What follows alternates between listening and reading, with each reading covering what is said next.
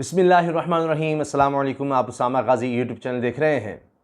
Budget pass हो गया, लेकिन जिस दिन बजट पास हुआ उससे पिछली रात, उससे जो पहले रात आई, उस रात 11 बजे ऐसा क्या हुआ कि इमरान खान का जादू चल गया और तमाम खदशात और खौफ कि जी बजट तो पास नहीं हो सकेगा और अपोजिशन की सारी प्लानिंग वो सब फेल कैसे हो गई।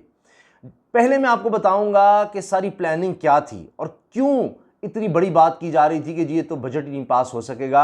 जरदारी साहब की क्या प्लानिंग थी, बिलावल की क्या प्लानिंग थी, नून लीग क्या कर रही थी और क्या कुछ लिखा जा रहा था। ऐसा कुछ लिखा जा रहा था जैसे ये तो हुकूमत ही गिरने वाली है, इस बजट के पास ना होने से ये साबित हो जाएगा कि इमरान खान सब गए। ये तक लिखा गया है कि इमरान खान साहब ने अपना दौरा बरतानिया भी इसलिए मुलतवी किया था कि उनको लग रहा था कि ना सिर्फ इत्तेहादी बल्कि मेरी अपनी जमात के लोग रफू चक्कर हो जाएंगे और ये सारे मामला थे। इतनी ज़्यादा ख़तरनाक सूरत हाल थी। मैं सिर्फ चंद खबरें आपके सामने रखूँगा कि क्या कुछ कहा जा रहा था। मिसाल के तौर पर खबर देखिए, आसिफ जरदारी का दौरा लाहौर, मैंगो डिप्लोमेसी और सियासी होमवर्क शुरू। ये जनाब जिस वक्त बजट चल रहा है उसी वक्त ये हो रहा है। फिर फजलुर रहमान मानसेरा में पीडीएम जलसे में ना सिर्फ शिरकत करेंगे बल्कि खिताब भी अहम होगा। इसमें कहा जा रहा है जी वो फजलुर रहमान साहब ठीक हो गए हैं और अब उन्होंने जलसे में बहुत ज़बरदस्त ऐलानात करने हैं। उसके फ़ौरन बाद पीडीएम का इजलास भी है। अच्छा, ये खबरें छप रही थी, ये मैं आपको बता रहा हूँ, ये बजट के दौरान, ये पास होने से पहले पहले। सुनते जाइएगा। फिर जो सबसे बड़ी खबर थी कि जी इमरान खान के लिए धचका, कौमी असम्बली में बजट की मुखालफत, पीपल्स पार्टी का मुस्लिम लीग नून की गैर मशरूत हिमायत का ऐलान। पीपल्स पार्टी कह रही है जी हम सब आपके साथ हैं, पीपल्स पार्टी साथ है और नून लीग की हिमायत करेगी। अब देखिए कि ये दोनों जमातें जब इकट्ठी हुई थी तो तब इमरान खान साहब को इत्तेमाद का वोट लेना पड़ गया था। हफीज़ शेख इसी कौमी असम्बली से इलेक्शन हार गए थे और वहाँ पर क्या हुआ, यूसुफ रज़ा गिलानी यानी कम वोट होने के बावजूद जीत गए थे और इमरान खान साहब को फिर इत्तेमाद का वोट लेना पड़ा। अब वो जो एक्सपीरियंस है हफीज़ शेख वाला, फिर अपने इत्तेमाद का वोट लेना, उससे इमरान खान साहब ने काफ़ी कुछ समझ लिया, सीख लिया कि ये क्या दावपेच होते हैं। ये इत्तेहादी और अपने मेंबरान में से जो भी कुछ हैं जो वो इधर उधर कैसे हो जाते हैं, उन पर किस तरह नज़र रखनी है। और इसीलिए बजट जिस दिन होना है उससे पहले रात को एक इशाइया होता है और वहाँ पर इमरान खान साहब फिर खिताब करते हैं, वहाँ क्या बातें कहते हैं, क्या अश्योरेंस देते हैं, ये बड़ा अहम है। लेकिन उससे पहले देखिए कि ख़तरात क्या क्या थे, मीडिया क्या लिख रहा था। ये मैंने आपको बता दिया कि कौमी असम्बली बजट की मुखालफत में पीपल्स पार्टी का मुस्लिम लीग नून की गैर मशरूत हिमायत का ऐलान हो गया कि जी बस। और शहबाज शरीफ के बारे में भी मैं आपको बता दूंगा कि शहबाज शरीफ ने कहा 17 जून को कि जी हम किसी सूरत बजट नहीं पास होने देंगे। बिलावल ने भी ये कहा जी हम बजट नहीं पास होने देंगे, ये बड़ा गलत है, ये किसी सूरत नहीं होगा, हम सब इकट्ठे हो जाएंगे। अब इनके पास 160 से ज़्यादा नंबर थे और मैं बता चुका हूँ कि यहीं से ये यूसुफ रज़ा गिलानी को जितवा भी चुके हैं। अच्छा, आगे सुनिए।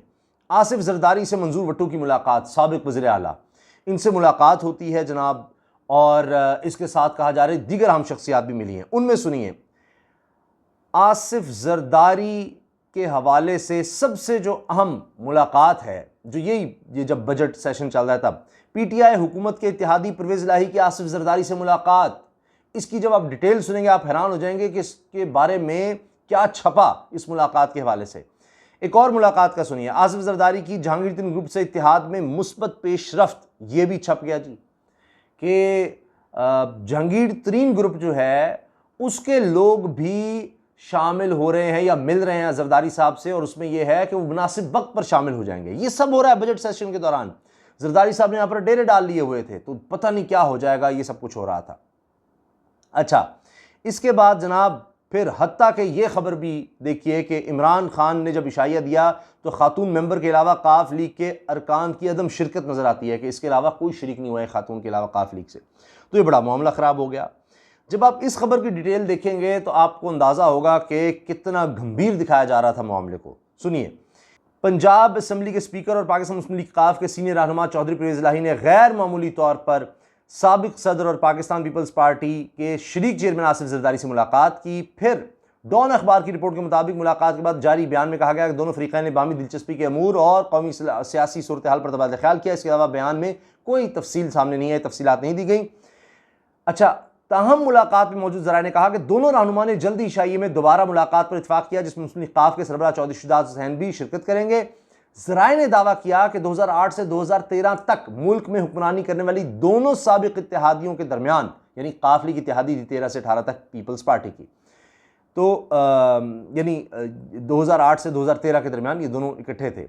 तो जनाब ये दोबारा रवाबित कायम करने का मकसद था साबिक मखलूत हुकूमत की तीसरी इत्तेहादी अवामी नेशनल पार्टी, जो उस वक्त साथ ही पीपल्स पार्टी के, काफ लीग भी शामिल थी, तो और दीगर कौम परस्त जमातों के साथ मिलकर मुस्तकबिल में इत्तेहाद के क़याम का अमल है। ये बात हुई है, ये सब लिखा जा रहा है।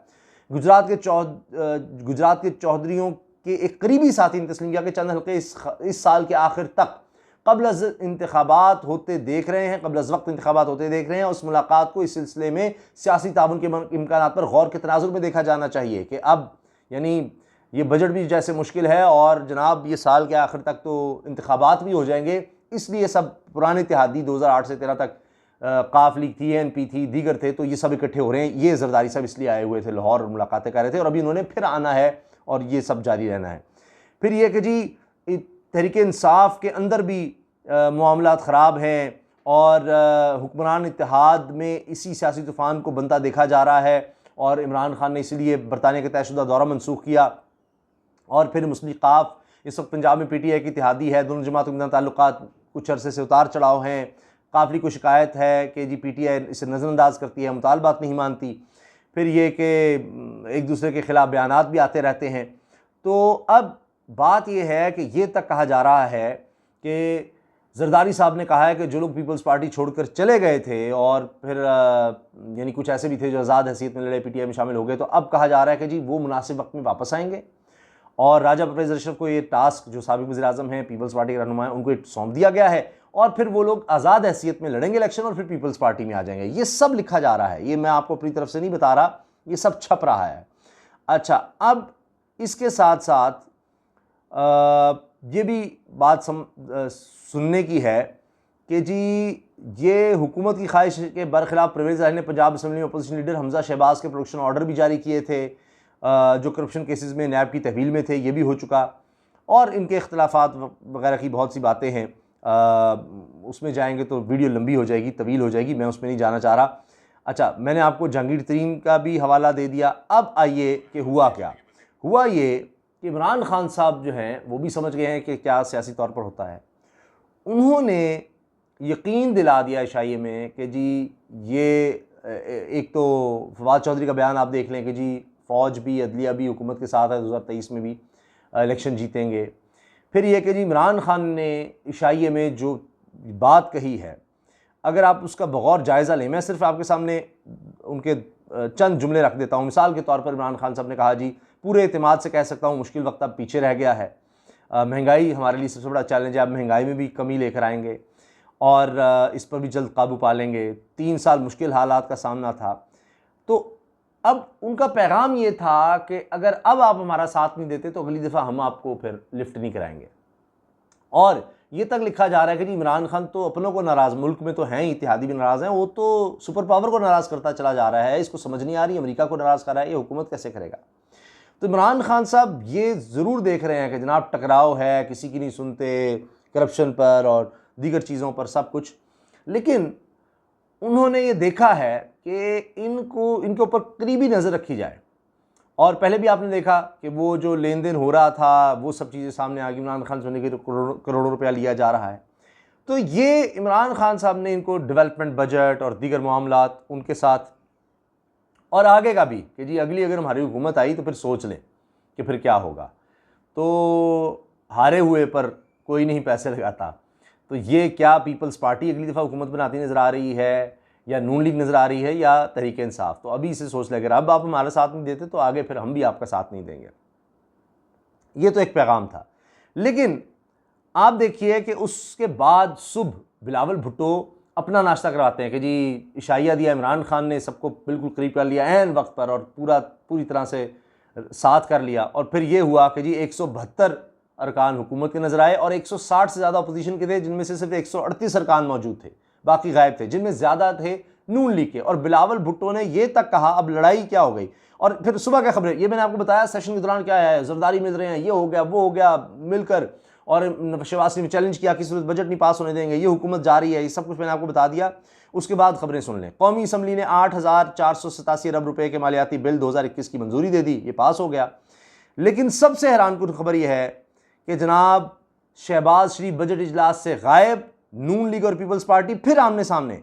चूंकि जब ये देखा गया कि जी लोग जो कम हैं उसमें ज़्यादा तादाद नून लीग के लोगों की है, तो फिर क्या हुआ कि जी खुद बिलावल भुट्टो ने ये कहा कि जनाब ये जो लोग गायब हैं, हमने तो अपने बंदे पूरे करने थे, मैं तो वही कर सकता हूँ, पीपल्स पार्टी के बंदे पूरे थे। इस पर शहबाज शरीफ की अदम मौजूदगी पर सवालिया निशान उठ गए। और फिर इजलास के बाद मीडिया से गुफ्तगू करते हुए पाकिस्तान पीपल्स पार्टी के चेयरमैन बिलावल भुट्टो ने भी कहा कि वो बजट की मंजूरी के वक्त अपोजिशन अरकान की तादाद पूरी ना होने का मामला शहबाज शरीफ के सामने उठाएंगे। अब इस पर क्या हुआ कि एहसन इकबाल भी गुस्से में आ गए, मरीम औरंगजेब साहिबा भी गुस्से में आ गई। उन्होंने कहा कि जी बजट तो पास हो ही जाना था, ये कह रही हैं मरीम औरंगजेब साहिबा कि जी बजट तो पास हो ही जाना था। पहले इनको ये ख्याल नहीं था बयान देने से पहले। फिर एहसन इकबाल से नाराज़ हो गए, जी बिलावल को ऐसी बात नहीं करनी चाहिए थी, ये बिल्कुल गलत है। यानी जहाँ इत्तेहाद था कि हर सूरत इमरान खान को गिराएंगे, हम मिल गए हैं, और जैसे ही बजट पास हो गया तो आपस में लड़ाई हो गई। तो ये ड्रॉप सीन हुआ है जनाब। शुरू कहाँ से हुए थे और गिरे कहाँ आकर। अपनी राय का इजहार ज़रूर कीजिएगा कमेंट्स में। चैनल को सब्सक्राइब ज़रूर करें। सबसे कहें कि आपके ताबन से चैनल चलता है, इसको सब्सक्राइब करें, बेल आइकन पर क्लिक करें ताकि हर वीडियो के बारे में आपको बर वक्त पता चल सके। और वीडियो अच्छी लगी तो लाइक भी ज़रूर कर दें। अल्लाह हाफ़िज़।